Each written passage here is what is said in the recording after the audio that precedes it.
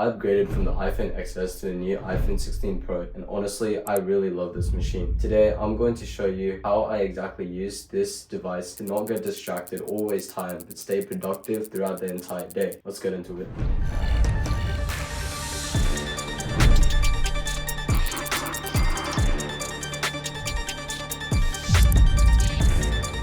Now, let's go on to why I decided to buy this new phone. So another reason why I decided to buy the iPhone 16 Pro is my iPhone X had its battery degraded all the way down to 72%. The camera quality on the iPhone XS also has trouble with controlling the lighting. Though it does not look that bad, it really cannot catch up with the new phones that are being made today. And really, the final reason is that the iPhone 16 Pro is extremely efficient with the new A18 chip, and it's able to get so many things done in a short amount of time, and really, I love this phone because of that. Okay, so now here is the unboxing footage for this phone.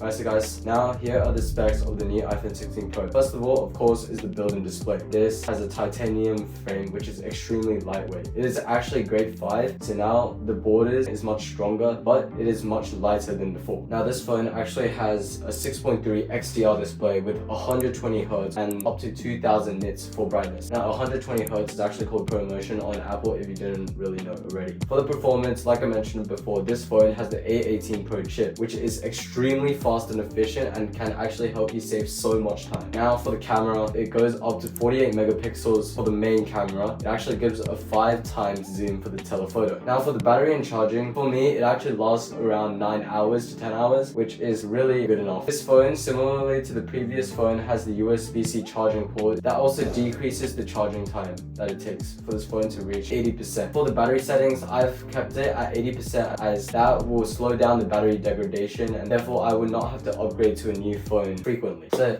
oops. Some other features is the action button, which is a new feature that many of you probably already know about. This is a button on the side which you can adjust to do whatever you want. Some people find it useful, some other people find it completely useless. For me, I really do love the action button because I'm able to have quick access to any kind of feature in the control center or maybe any other app. It also comes with a new shutter button, unlike the previous iPhones, and it actually helps me access the camera app much more quickly whenever I really want to take a photo suddenly. Okay, now, should you upgrade to the iPhone 16 Pro? I would tell you that you really should upgrade if you still use the iPhone 13 Pro or older than that, because the iPhone 16 Pro really is extremely impressive with the performance. Now, you should not be upgrading if you're still using iPhone 14 or iPhone 15 because it really is quite similar, except iPhone 16 Pro just has the battery life improvement or just other small parts. I really wouldn't say it's worth the money unless you're going to upgrade for the titanium or the new camera. Alright, so now here's exactly how I use my phone. First of all, it's for content creation. For filming purposes, I use it with a tripod and this camera stick that comes with a shutter button. This one here is actually quite an old model, so there are many other portable shutter buttons that you can get from online for a really affordable price, so make sure you go and research that if you really are a content creator, because I do recommend it. It's really useful. Another thing that I use this phone, especially for content creation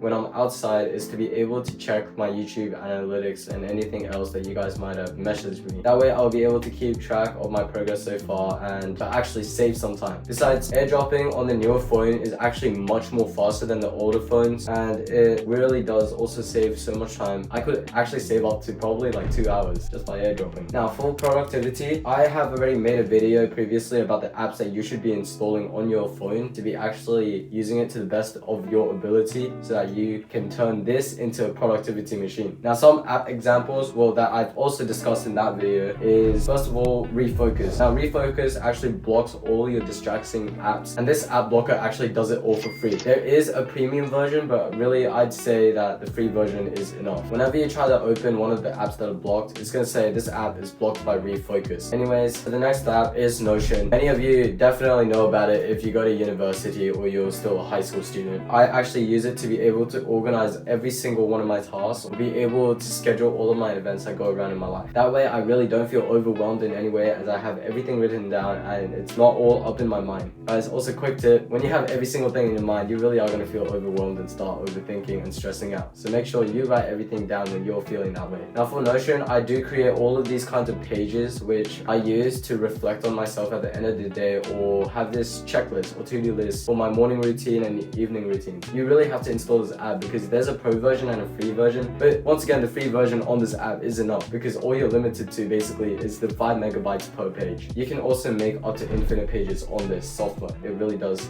help me stay productive and healthy at the same time. Okay, the next part of this video is the general photography and videography. So how I use this to film or take photos of things during my life. Yeah, my life. Alright, so first of all, camera quality. This new phone can actually zoom in up to 25 times and also has a 5x optical zoom, which I've already mentioned before. Now, many people really don't find a purpose for the shutter button, but really, if you find something that you have to take a photo of, like, oh my days, you find a whale, you just have to press the shutter button, it comes up, you can take a photo instantly whenever you want. It's really handy when you can do that, and just makes your phone more like a camera. You can also adjust the style and depth of field through sliding your finger on the shutter button, so that actually helps out a lot. However, many of us will still have to get used to it, so that's probably why many people are still hating on this feature, but I actually do love it. Alright, so now here are my photo and video settings for my phone to get the best quality out of it. Now for the photo settings, what you guys want to do is click on settings, then go to camera, scroll down, and then turn on all of the 4 options. This can actually enhance the quality of your images without you having to do much of the work at all. Now something else that you should do is scroll back up and click on formats. Select most compatible as your option and keep photo mode at 24 megapixels. Turn on Pro RAW and resolution control. For the Pro default, which comes below the Pro RAW, select Pro RAW Max. Alright, now below the 3 options that you would see, you want to select JPEG XL Lossy. Now go back and turn off ProRes, as it will make the file extremely large. Alright, so now next part that you want to adjust is the video settings. Into settings, click camera of course, and go to the record video option. Set it to 24 or 30 frames for a more cinematic look. But if you want a high efficiency video, then set it to 60 or 120 frames. Alright, now what you want to do is scroll down and only turn on enhanced stabilization, lock camera, and lock white balance, which makes the video more clear and less dizzy to watch. By dizzy, I mean everything is changing and all of that, especially if you don't lock your white balance. The sky color is going to change when you don't have the camera on it, and really it's not going to be that good. Alright, now make sure the rest of the switches are turned off that I really didn't mention at all. Finally guys, not many people know about this, but it's called the preserve settings. And now the preserve settings is actually what keeps the settings that you used previously, instead of having to reset and have to adjust everything again when you go back into the camera app. The options that I turned on is camera mode, creative controls, macro control, exposure adjustment, night mode, portrait zoom, Pro RAW, and resolution control, and live photo. The next part is some pros and cons of the new iPhone 16 Pro. Alright, so here are some of the pros of the new iPhone. I'm gonna go back into the specs area quite a bit. So first of all, it has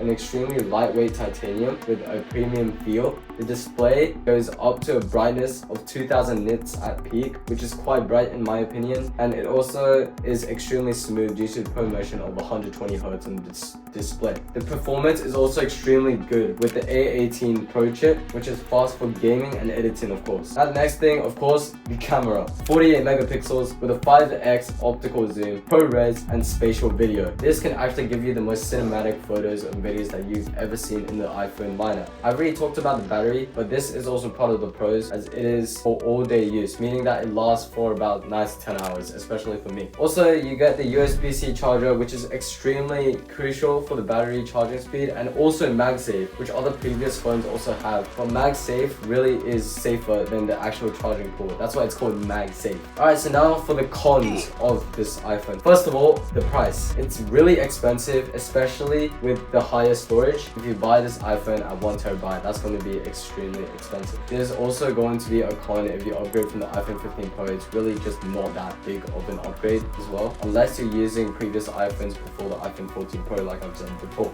Overall, I love this iPhone. It's extremely efficient and perfect for productivity especially. It also helps me to smash through all the tasks that I could not do previously on my iPhone, as the battery would really die out extremely quickly. So I was able to use this phone outside much more often without having to worry much about its battery life. How would you use, or how are you currently using your iPhone? Let me know in the comments. Make sure you subscribe to get more videos like this, and see you next time. Thanks for watching until now.